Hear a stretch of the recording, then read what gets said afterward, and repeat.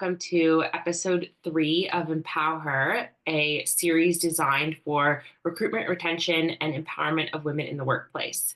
This week, we have a conversation about retention of women. So, we are looking at beyond the offer now that we've talked about women getting into the workplace, and now how do you keep them there? So, we're looking at retaining women through inclusive workplace culture. My name is Janelle Bella. I'm CEO of Diverse Solution Strategy Firm.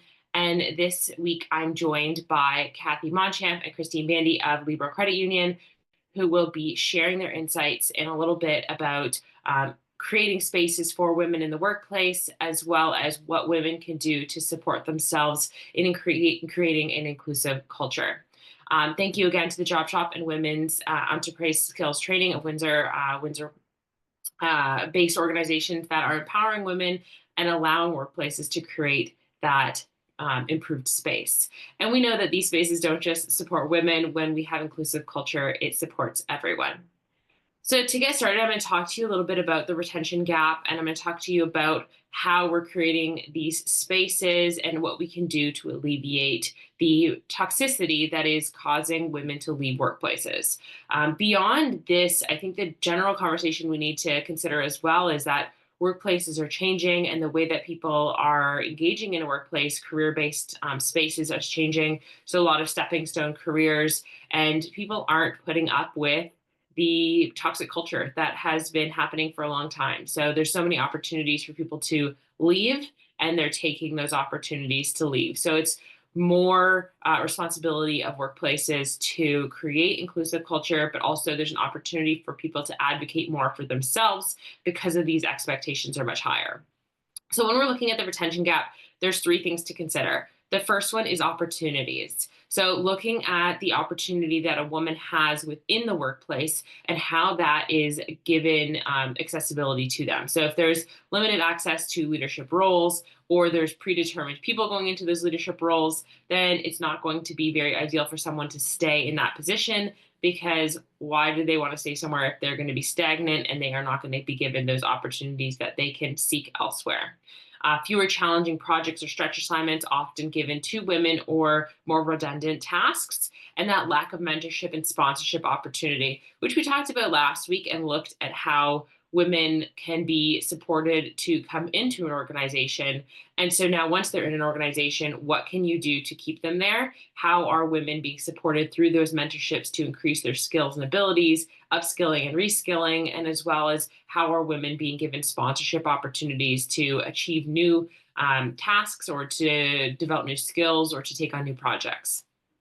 The second piece is looking at bias. So we know that bias is something that happens in everything that we do. It is an inherent aspect of being human. There's good bias and bad bias. In the workplace, sometimes women face gender bias, which means that their performance evaluations and their promotions are going to be affected. So they may be more harshly assessed. We know that this is something when we have an affinity bias, or the us versus them perspective. When someone relates more to someone, they understand the challenges or hardships, or difficulties that they may be facing. And so if there's a man addressing the performance of a woman, she may not have the same relationship, or the man might not have the same understanding that he would of another man when he's assessing that performance. And so he might judge it more harshly. And that's something we do subconsciously.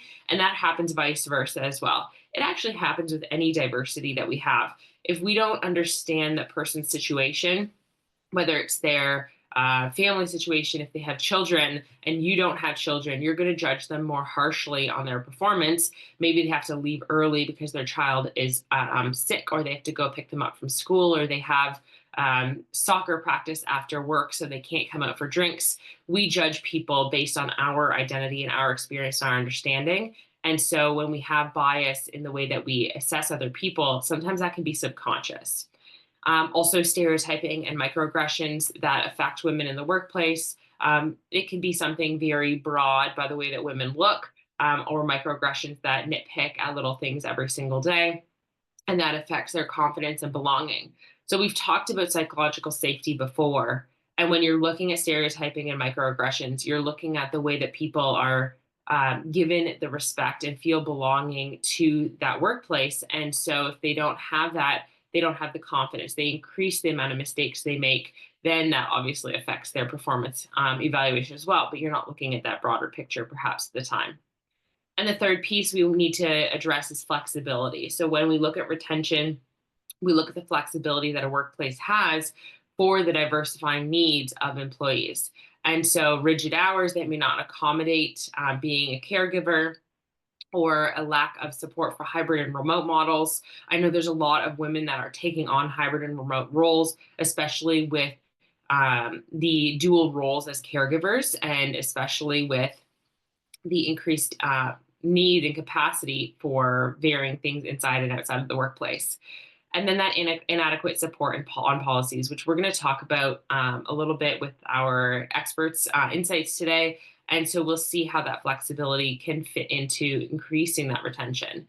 So when you talk about retention, you're talking about those pull factors, but you're also talking about the push factors. So if there's a lack of opportunities, if there's a lot of bias, if there's not a lot of flexibility, that's going to push women away. And a lot of times we address push factors, what's pushing people out of the workplace. But just as equally, you need to consider what's pulling people in, because that's what keeps them there. So, what opportunities are they being given? How can you promote positive bias and increase the accessibility or opportunity for needs of women? Because positive bias is the same thing. If you're making sure that you're giving an increased attention to that, you're going to retain them. And then that increased flexibility. So, if you're a workplace, one consideration that you need to think about is, how are you measuring support for women in the workplace? A lot of times we may say we're supporting women, but how do you measure that you're supporting women? What does that support look like? Is it psychological support? Is it financial support? Is it additional resources or EAPs? And so when you talk about measuring it, is it tangible or intangible? Are you looking at the psychological safety? Are you looking at their attendance? Are you looking at their if they're reaching out for increased tasks? So to know if you're being supportive, you need to know what different aspects of support you are giving, and then also how you're specifically measuring that. And that's not a conversation for a senior leadership team. That's a conversation for your entire organization, because you may be thinking you're supporting people in XYZ, and really that's not even aligned with what women in your workplace need. And then if you're a candidate or an employee, you need to consider, what do you need to thrive and stay, and how are you communicating it? So the first part of that is, what do you need to thrive and stay? If you're really struggling with a firm work hours, maybe you are hybrid, but you have a 9 to 5 job, and maybe you only need to be a 10 to 4, and then those other 2 hours can be flex. Or perhaps you need a additional accommodation in your workplace, or you need an ergonomic space, whatever it may be. What do you need to thrive and stay, and how are you communicating is the most important piece. A lot of times we identify what our needs are. We can complain about not getting our needs met, but we aren't communicating that to the proper individuals within our organization, or we're not advocating for ourselves. And so we may leave because we're being pushed out, but we never took the opportunity to advocate for getting those, because maybe you love the workplace, maybe you love the company, but there's something pushing you out. If you don't advocate for yourself, you're not giving them the opportunity to fix it or to alleviate that barrier that could keep you. And so, just as much as an organization needs to address how they could be pushing you out or what they need to do to pull you in, it's important for you as an individual to know what your needs are and make sure that you're supporting yourself, because it could be the same for other people. And you're given that opportunity to advocate and to show what could change. So I mentioned psychological safety and retention, and I think that this is a really important conversation when you look at what psychological safety is and how it really is at the foundation of a healthy workplace. So a lot of times retention is tied to toxic workplaces because there's an unsafe space physically or mentally for the individual. So to build stronger retention, you need to first look at your psychological safety, which is often overlooked in any workplace. We look at physical safety. We address if the cords are taped down or if there is enough fire exits. We do regular WMIS and and health and safety reviews. But when you look at psychological safety, it's something that's often overlooked, similar to mental health and well-being, because it's an intangible piece that kind of gets murky when we go to measure it. An important statistic here is that people are 50% less likely to leave in a workplace that is psychologically safe. And so that means that someone feels safe to share their ideas, voice their concerns, and make mistakes without fear of humiliation or retribution. And so there's a perception of psychological safety and real psychological safety, which are very different. The perception of psychological safety is that, yeah, anyone can come in my door. My door is always open. People have all of these avenues to complain. No, we don't do anything if they make a mistake. But then that perception can be received differently because someone goes, well, I don't really trust that person to go share my ideas, or they're just going to shut me down every time. Or if I complain, I know that it's going to get around and then I'm not going to get an opportunity, or their fear that that mistake, if it gets blown out of proportion, then they may not have a job. And so a lot of people who are maybe in executive leadership roles or in management roles or supervisor roles may feel that they have psychological safety created, but that might not be the perception of the individuals who are working under them. And so figuring out ways to address that. When we talk about psychological safety in the workplace for women, women are more likely to face criticism for risk taking and speaking up. When we have psychological safety, it promotes women to share those ideas and give feedback without that criticism. So there's a social and cultural perception that women are to fall in line, and that when they don't fall in line, that they're the problem. And there's a lot of stereotypes that are surrounding that. When you have psychological safety, stress and anxiety is reduced because gender-based scrutiny is often a huge barrier for women to contribute in the workplace, and it ensures their participation, which then we see that opportunity to expand and grow and innovate as an organization flourish, because decision-making processes and innovation happen when everyone is involved. And so even though you say, oh, well, there's a woman on our leadership team, is she able to contribute the way that everyone else is contributing? Because she may be existing in the team, but is she contributing? And those are very different things. When we talk about different ways what that looks like in the workplace, work-life integration creates psychological safety. So there's flexible schedules, parental leave policies, well-being initiatives, and also on your teams. So do you have open communication? How do you know you have open communication? I like to say this a lot, is if people aren't sharing with you critically and they're not giving you critical feedback, then they don't trust you, because trust is directly tied to your open communication. And if you don't have trust in that workplace, you're not hearing the full story, which means that you could have problems down the line. Do you have empathy and accountability? What does empathy look like in your space? What does accountability look like? What does that problem solving process look like? And then how are you creating safe but not silent spaces? How are people ensured that they can share challenges that they're facing, barriers that they're facing, problems that are coming up, without thinking that they're going to be blamed for it or there's going to be a problem in their space? So what do you do about mitigating bias and supporting growth? What do you take this there into your next step? So there's three steps. So first you have to recognize it, then you have to address it, and then you create clarity around it. So first, when you recognize it, it's important that you're identifying actions that harm women, including microaggressions such as interruptions, that undermine women's confidence. And that could be for yourself or for other people. There's a variety of harms against women or any population that could persist for marginalized groups in a workplace. And so looking at what those are, knowing how to identify them, call them out and say, hey, this is a problem. And then you go into addressing it. So addressing that bias and barrier through ongoing awareness training or resources that alleviate those processes that count women out. So you know there's a problem. What are you doing about that problem? And that's the big challenge, the big hurdle that a lot of people face is, okay, we know there's a problem, but we can't do anything about it because there's a problem. And when it's women addressing women's problems, that can be an even bigger barrier because they don't have the resources or they're facing those exact challenges when trying to address them. And third, you're looking to create clarity. So creating a clear criteria or expectations to avoid subjective assessment and regular calibration. So, how are you addressing your workplace vision or your mission and your values? How are you keeping those in line? What does that mean for an organization? What does that mean for you as an individual? How are you following those morals and beliefs that you have within your spaces?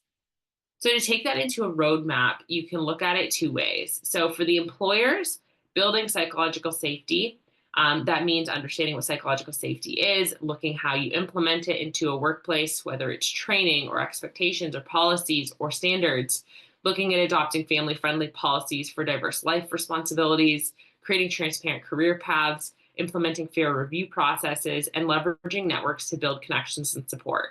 So when you're looking at retaining women in the workplace, it's about creating a space that they want to come to every single day. We spend a huge percentage of our lives within a workplace.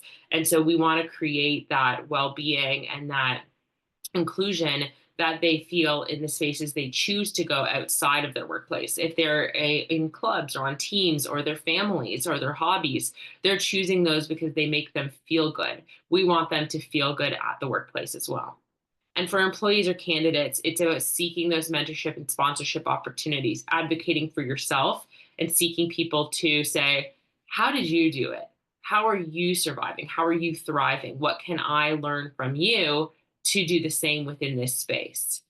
Invest in continuous learning, whether for yourself, just regular everyday learning or a formal learning process, looking to advocate for gaining learning within the workplace. How can you ask?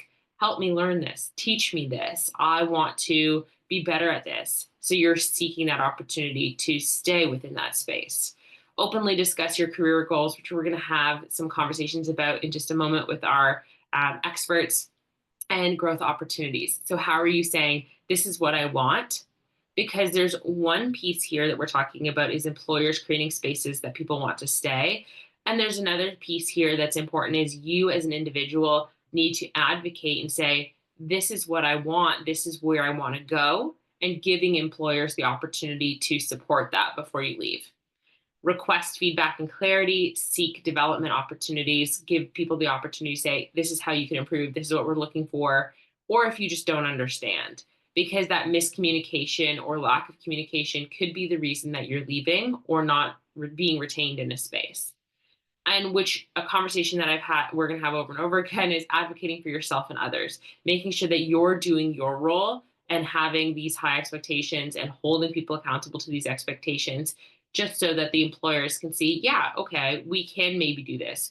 But if we're not asking for things, are people going to do it? Maybe not. So what you need to think about as an employer is, how are you reviewing the experience of women? Are you reviewing it from that hierarchical perspective? You're looking down saying, well, it looks good to me. Are you integrating them? Are you giving people the opportunity from various spaces to contribute?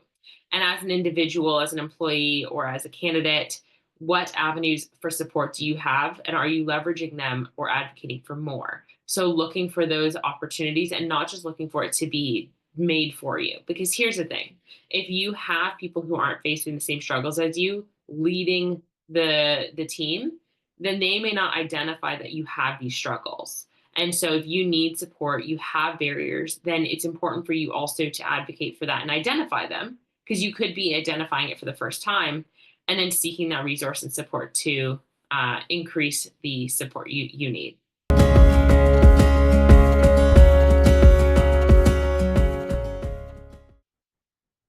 So now we're going to transition into talking to our experts. We have two incredible individuals here with me today, Kathy Monchamp, Libra Credit Union, and Christine Bandy, also from Libra Credit Union. I've had an incredible opportunity to learn with both of these individuals and get some insights from their investment in women in their workplace. And I've also had the opportunity to work with Libro on a variety of inclusion processes and to assess their workplace and to understand how they're creating spaces that are better for everyone. And so today we're going to hear from these two individuals on their perspectives. And we're going to talk first with Kathy, and we're going to learn a little bit more about her perspectives on what employers and employees and candidates can do. So Kathy, I'm going to ask the first question. I'll let you introduce yourself and your role at Libro, and then we'll jump right into it. So the first question I have for you is, for employers, what leadership behaviors most influence a culture of belonging and inclusivity for women? Thank you very, very much. So I'm Kathy Moshamp. I'm the Vice President Human Resources here at Libro Credit Union, and go Libro. Christine and I here today. And Janelle, we've appreciated working with you as we went through our review. And the concept of women in leadership is something that I'm very passionate about. My response to both questions actually, is a combination of my personal experience and research that I'm currently conducting. Leadership is about making a difference. So being an active ally and advocate creates an environment where inclusion can thrive. Leaders play a critical role in supporting and advocating for women's career advancement by addressing biases, ensuring all voices are heard in meetings and in decision-making processes, and fostering a culture where women's contributions are valued. When leaders use their influence to amplify women's voices and opportunities, they help create that more level playing field. I was reflecting, Janelle, as you were going through your roadmap, and a lot of the things you're saying there are actually very similar to the things that I'm going to be saying. Inclusive decision-making is important. So actively seeking diverse perspectives leads to stronger and more innovative decision-making. When different viewpoints are considered, the business strategies become more inclusive and effective, and it contributes to a culture where everyone feels valued.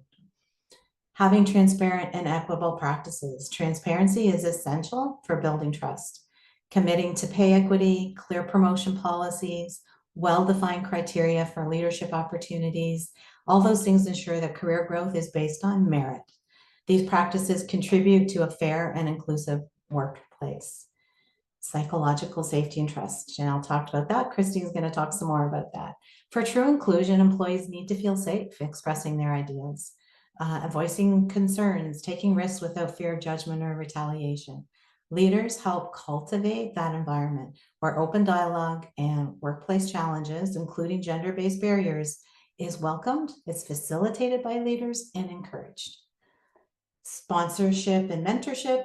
Leaders who actively connect women to growth opportunities, advocate for their promotions, provide clear guidance, helping in create pathways for success. Those small actions, like making introductions, sharing opportunities, or championing someone's work, can have a lasting impact. Flexibility and support for work-life integration. The workplace cultures that embrace flexibility create a more inclusive environment for everyone. Supporting flexible work arrangements, parental leave policies without stigma helps employees balance professional growth with personal responsibilities. So leaders have that responsibility to support without stigma. When leaders model and normalize these practices, again, it strengthens the culture. There's accountability for inclusion. Inclusion thrives when there is accountability. So setting up DEI goals, measurable goals, and tracking progress on gender representation helps ensure that diversity efforts lead to meaningful change. When leaders take responsibility for fostering an inclusive environment, organizations benefit as a whole. Recognition and celebration of contributions. Acknowledging and celebrating women's achievements fosters a culture of belonging, ensuring that women's contributions are recognized in meaningful ways through leadership opportunities, high visibility projects, awards. Those things reinforce the value of diverse perspectives. That continuous learning and bias awareness. Bias does exist, will always exist. Recognizing and addressing unconscious bias is ongoing. Leaders who engage in continuous learning, participate in training, and apply those practices help create a more equitable workplace. And awareness and action together really drive the change. Also, leading by example. Leaders lead by example. The most effective way to build an inclusive culture is through action. Leaders who embody inclusivity in their everyday interactions, demonstrating fairness, respect, and equity, help shape the environments where everyone can thrive. I believe creating a workplace where women feel a deep sense of belonging starts with leadership. By advocating for women, fostering psychological safety, ensuring transparency, and holding themselves accountable as leaders set the foundation for inclusion. And when women thrive, organizations thrive. leading to more innovation, stronger teams, and lasting success. Thank you, Kathy. And I think what struck me there, that as you were talking about accountability and modeling. And the one thing that kept recurring through when you were talking was doing the work. And a lot of times people in leadership positions who claim to be leaders aren't doing the work. And it's more a do as I say, not as I do mentality. And so something that I've learned from Libro is that it's do as I say as I'm doing it, because we're doing this together. And so the process is you already see it happening versus this is where we're going, this is how we're going to get there. And so seeing it in real time, watching leaders be leaders is very empowering, because you're like, well, if they're doing it, then I should do it. And I'm inspired by them doing it. And it gives people the opportunity to push themselves further. Mhm. So we're going to shift a little and talk about employees and candidates. And I think this is such an incredible question that I think you've taken on, because last week we talked about women minimizing their skills and minimizing their accomplishments. And one of the things that stuck with me was that women often use we when we refer to things that we've done instead of saying I. So I'm excited to learn from you about how can women strategically communicate their career aspirations and leadership potential to decision makers. I was thinking about that when I looked at last week's as well. And I actually have an I and we statement in mine as well. And again, this is passion. I'm very passionate about this. Development is always something that I strive for with myself and with those that I support. And it's important for talented and capable women to advocate for themselves. You've said that a number of times, Janelle, and it's so important. And it can sound easy to do, and it can be challenging to do. But it's important that we do in a strategic way by communicating our potential with confidence and acting in a way that aligns with these goals. So having that clarity of career goals is important. Having a clear vision of where you want to go makes it easier to communicate your leadership potential. Decision makers appreciate that clarity and specifics. So saying, I'm working towards a director role in human resources in the next 3 years because I want to lead projects that make a difference to our staff and to our customers. That's clear, that's defined. When you articulate your goal with confidence, others will take notice. If you're still figuring out your path, that's okay. Take the time for self-reflection, seek feedback, and explore career planning to gain that clarity. Develop and communicate your personal brand. A strong and consistent personal brand helps you stand out. Think about what you want to be known for, what expertise, what skills, what values do you find? What do you want the organization to know about you? Your personal brand should align with your career goals and be reflected in your work. Let decision makers see your strengths in action, whether it's through successful projects or taking leadership role in meetings or mentoring others. Showcase results with data. Data is so important. Demonstrating those measurable impacts is a powerful way to highlight leadership potential. Quantify your successes. Say, I led a project that increased efficiency by 25%. Aligning your achievements with the company goals reinforces that you're not just delivering great work, you're making a tangible difference. Build those strategic sponsorship and mentorships. Having the right people in your corner can accelerate career growth. Building strong professional relationships and seeking out leaders who can help open doors for you can make a significant impact. Having a conversation with someone that I admire your leadership style, and I'd love to learn from you, that can lead to valuable opportunities. Express your interest. Ask for it. Don't assume that your work will speak for yourself or that your boss knows you want to progress. Make sure you're advocating for yourself. Have those conversations about your career goals. Ask for insight on what skills or experience will help you get there, and volunteer for high visibility projects is another way that you can demonstrate initiative and leadership potential. The culture of leadership presence cultivate leadership presence and strong communication. The presence is about how you carry yourself, how you communicate, how you engage with others. Speaking with confidence and clarity can shape how others perceive your leadership potential. For example, say, based on my experience, this approach will yield the best results. You can even provide more detail on that. Finding a balance between being assertive and authentic strengthens your ability to lead. You want you to show up in that. Your personality is important as well. Engage in thought leadership and networking. Raising your profile through thought leadership enhances your visibility. Participating in panel discussions, perhaps like today, writing industry articles, or presenting at a company meeting. Those are all great ways to share your expertise. Networking within and outside your organization can open doors. Platforms like LinkedIn and industry associations are valuable tools for expanding connections and opportunities to build your leadership brand. Navigate biases with strategic communication. Bias exists in the workplace, and thoughtful communication can help navigate that. If you encounter resistance to a leadership role, position yourself as someone who adds value to the team, is effective.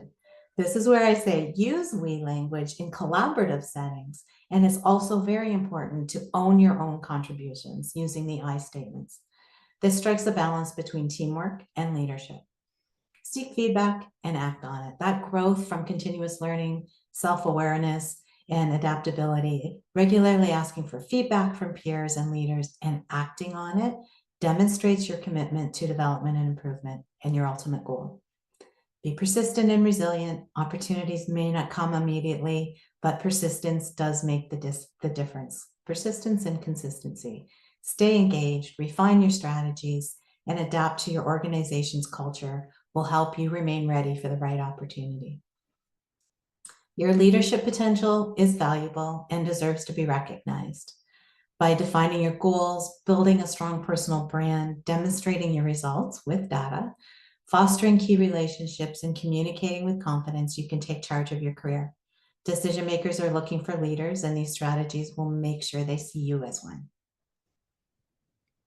Thank you, Kathy. And when you were talking, I'm very glad that I listened to everything you were saying. It related so much to the different pieces of me, and I started to break down my own experience. And I thought when I was like starting my career, and even as a teacher, a lot of people pushed down my big dreams and my things are, I'm going to rule the world and I'm going to do all these things. I'm going to be a best-selling author. And so a lot of that pushed down the feeling to share and to show what these are my aspirations and this is where I want to go, because a lot of people don't give you the same hype that you need. Aggressive enthusiasm, as Christine would say, and which was probably going to come.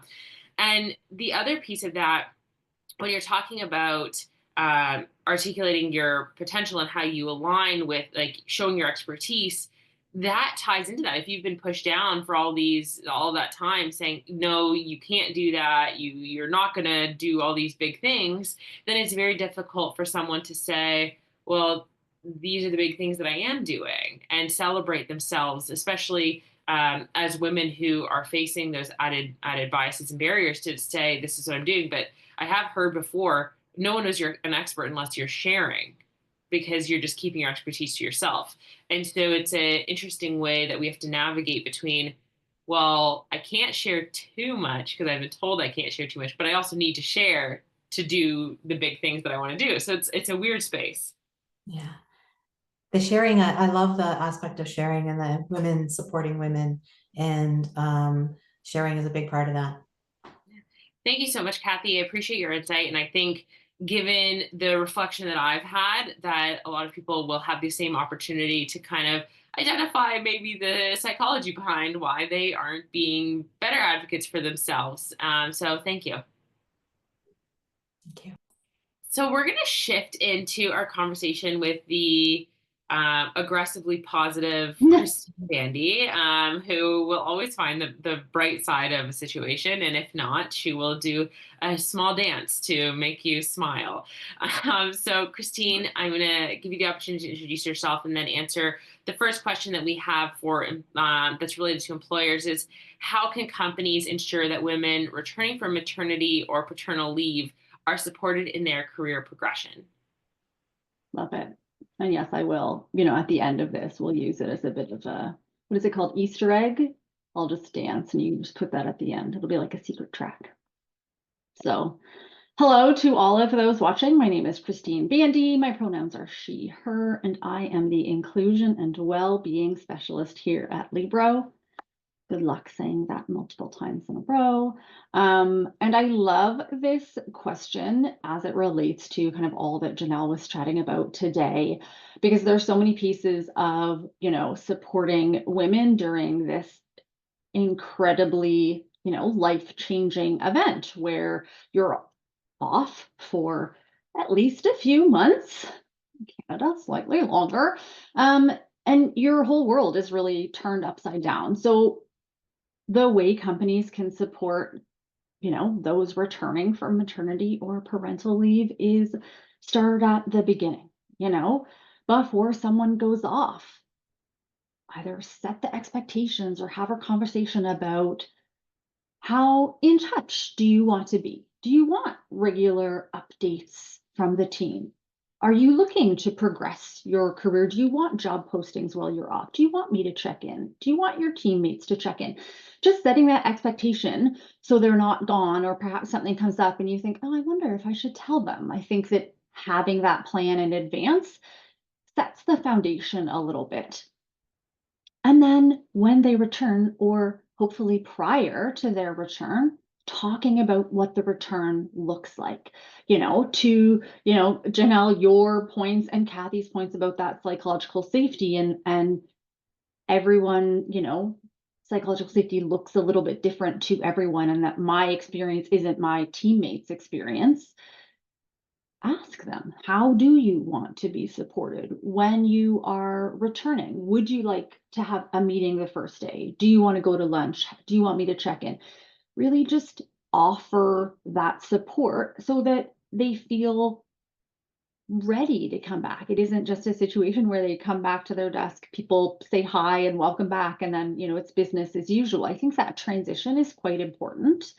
And what that looks like will differ for every employee, for every company, for every role. And I think that setting a plan, regardless of what that plan looks like, is always a better step than nothing. So, even if your organization isn't able to support perhaps a gradual return to work, that's okay. Talk about how you as a leader can support this employee. Hey, we're going to talk about X number of hours per day, or the first week you can get caught up on everything that's happened in this time, so they feel like they're being eased back into the workplace.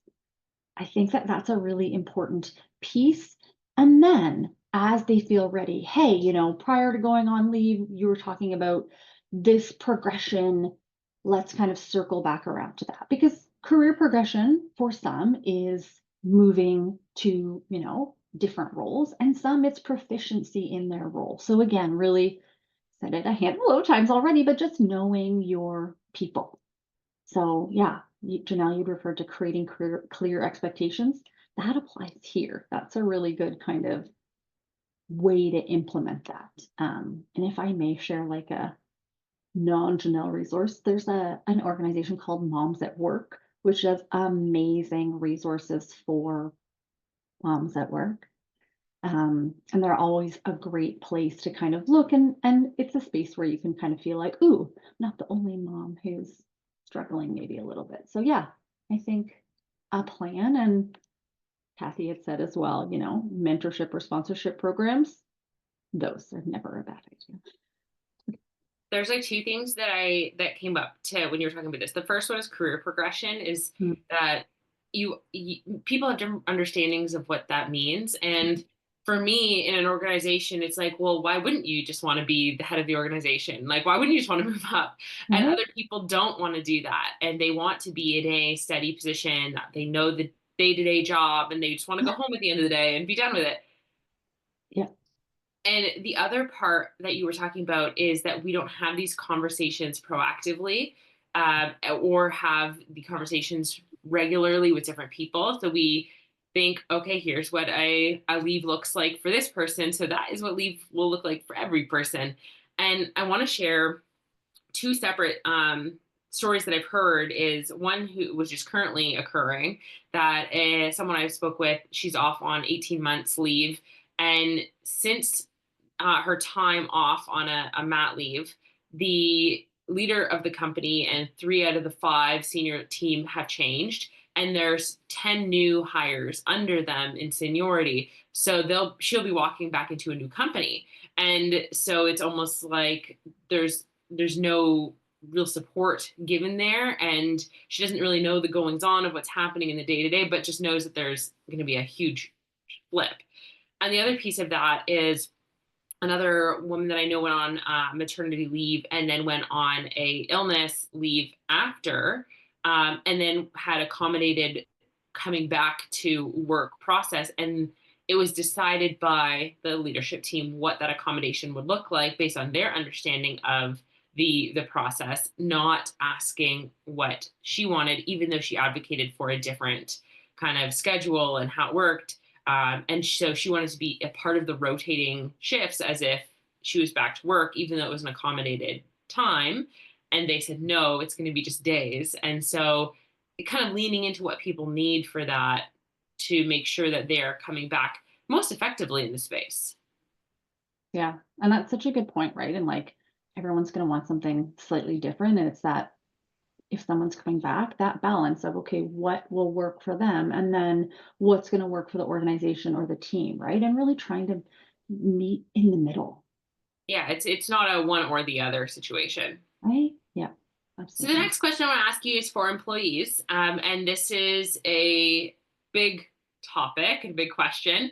And so, what role does psychological safety play in your decision to stay at a company? We know a lot of people are advocating and taking what some people will call entitlement. People are being more entitled in the workplace by putting themselves first.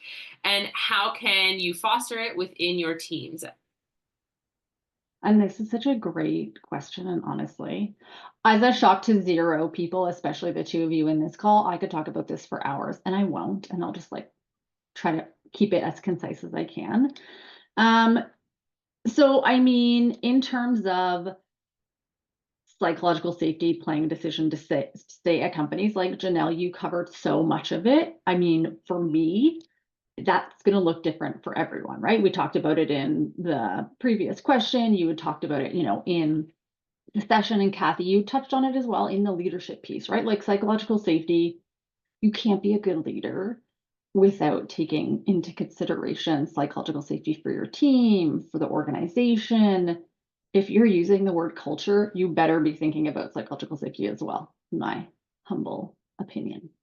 So it's going to look different. It really ties back to that ask your staff, know your team as a leader and as a colleague. So, for example, for myself, psychological safety looks like feeling like I can ask a little bit more of the why questions. Why are we doing this? What's the purpose? How does it tie to the direction of the organization? And I know I'm not alone in that, right? I think explaining to employees and helping tie what they're doing to where the organization is going. Again, maybe not all employees will want that information, but I think a lot of them do, as well as involving them in decisions and having their opinions be heard, right? A lot of places do engagement surveys or exit interviews and things like that. And those are times that you can share your opinion, but I think more regular opportunities to share, be it regular coaching or touch points with your leader, I think is quite important. For a lot of people, especially women, who can sometimes feel like my voice isn't heard or someone else's voice is louder and it's drowning me out. So honestly, psychological safety, again, as you touched on, if you focus on it, it's not really just going to benefit the women in your organization. It's for everyone. It's like often accommodations are, if you make accessibility adjustments in your organization, it's going to have positive effects. So how to foster psychological safety within your teams? There's numerous ways to do it. The kind of the foundational piece is really just getting to know your teammates, if you're or your those who report to you, employees, oh my gosh, it's going well, I need lunch. Getting to know them. And then even as a teammate or a colleague, getting to know how your colleagues operate. Are they someone who wants to chat at the beginning of a meeting, or they want to get straight into business? Are they someone who's going to speak up in meetings and be the first one to put their hand up? Or are they someone who really wants the agenda a few days in advance so that they can take time to think about what they want to say?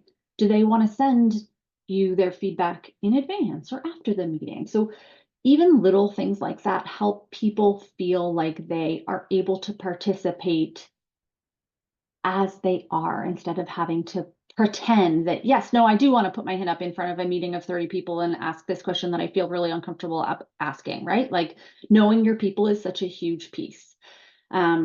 I learned something last week, and you had mentioned microaggressions in this session. I actually learned something last week called like micro resistance or micro support that you can do as a teammate, which I thought was stinking cool. So, you know, you had mentioned that sometimes women will get interrupted in meetings or someone will talk over them.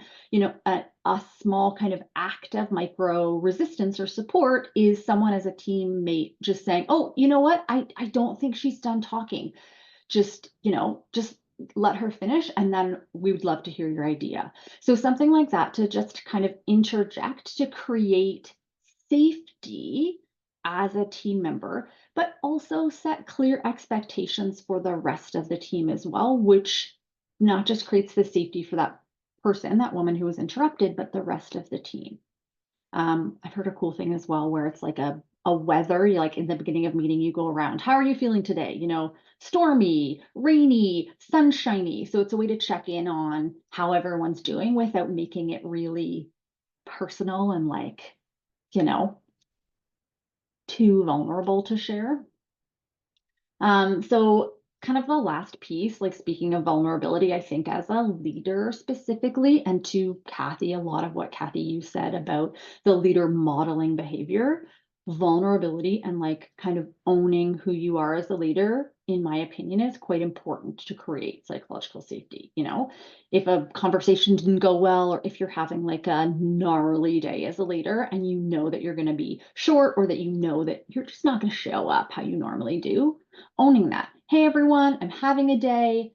Just if you need me, I am here. And, you know, I might not be as bubbly as I normally am. Or, hey, I wanted to circle back to that conversation.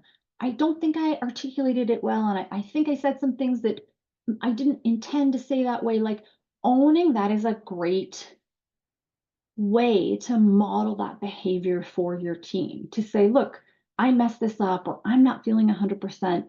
You give your team permission to show up like that too. So I think, you know, knowing your team and modeling behavior as a leader, I think, are really two key important pieces for fostering psychological safety. There's also a cool program that I could share that is fantastic for leaders called Psychologically Safe Leader Method. It's a Canadian organization, super cool. So they run that program. But anyway, yeah, those are my thoughts for now. I like that you talked about showing up as is, because that addresses the barriers that a lot of marginalized groups face, where they're masking to create this image of what they're expected to be in the workplace. When we've talked about performance evaluations, and we talk about the us versus them or affinity bias, and how people are judged based on those differences. Well, you aren't at work 20 minutes early. You don't have a big smile on your face. You're not chipper every day. You're not like taking notes and then sharing them out and doing all these things voluntarily. And so being able to show up as is, and given the various accommodations or supports, is really important. But psychological safety is something that I think maybe a lot of organizations haven't wrapped their heads around, just like mental health. And so I think about it this way: is if when you talked about regular check-ins, if someone punches someone in the office, you're not going to wait until that annual review to say, "Hey, I got punched in the face." You're going to address it right then and there. And also, when we talk about microaggressions and micro assaults, which is the same as the micro resistance, is if someone's going to punch you every day, all day, for the entire workday, then we're not waiting till those quarterly reviews or those performance evaluations. Hey, why aren't you doing your job effectively? Because we address psychological safety irregularly. We don't address the same ways we address physical safety. And so when you take it into consideration that, like, if someone was punching someone in the face all day, every day at work, we do something about it. So why aren't we doing the same thing when it's not a tangible, real time, like physical offense? And so Yeah. that's a consideration we need to think about when we consider what is psychological safety. Yeah. And I think it's especially with, in my opinion, with like microaggression things, I think in my head, I think about it in terms of even like medical leave pieces. I think as a leader, trusting your staff off the bat, right off the bat, trusting them when they say, hey, this keeps happening, so and so keeps interrupting me, right? Trust them as a starting point, and that will help you create psychological safety. Like, I think historically, leadership style was very authoritarian, right? Like, do it, don't question, the end. Those days are Mhm. gone mostly. So, in that, creating psychological safety, just trusting your staff to do their work and that they're trying to do their best, I think is a good base for how to lead people. Yeah, it's death by a thousand paper cuts. It's, are you sure that's what they meant? Or did you hear them correctly? And there's so many tiny little things that can be happening. Yeah. Yep.